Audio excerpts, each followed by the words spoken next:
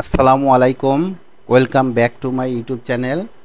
আজকে আমি আপনাদেরকে 12 টেন্স স্ট্রাকচারটি দেখাবো খুবই সংক্ষিপ্তভাবে, কারণ এরপরে আমি ডিটেলস এগুলি একটার পর একটা আলোচনা করব one by one.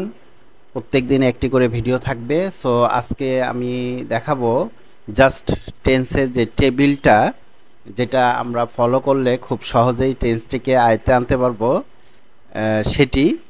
R number one বিষয়টি হচ্ছে, আসলে টেন্স তিন প্রকার আপনারা জানেন সকলেই। প্রেজেন্ট টেন্স, তারপরে আছে পাস্ট টেন্স, তারপরেই ফিউচার টেন্স। তো এই প্রত্যেকটি টেন্স আবার চার প্রকার করে, অর্থাৎ প্রেজেন্ট টেন্স চার প্রকার, পাস্ট টেন্স চার প্রকার, ফিউচার টেন্স চার প্রকার।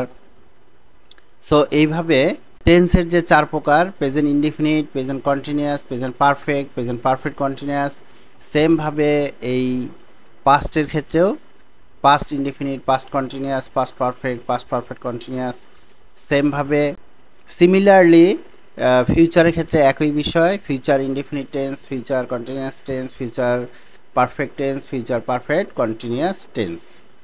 সো এই আমরা টেন্সের নামটি জানলাম। এখন টেন্সের যে স্ট্রাকচারটি, সবার প্রথমে সবসময় সাবজেক্ট থাকবে।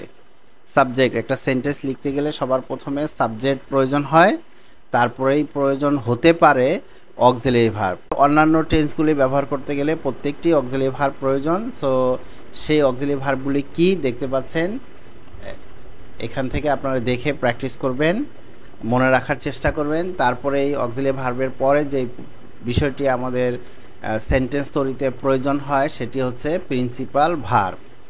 প্রিন্সিপাল ভার্ব আমি পার্টস অফ স্পিচ যখন আলোচনা করব ওয়ান বাই ওয়ান, সেখানে ভার্ব নিয়ে ডিসকাস করব। সেই ডিসকাশনের মধ্যে আবার ভার্বের ক্লাসিফিকেশন সহ বিস্তারিত আলোচনা হবে ইনশাল্লাহ।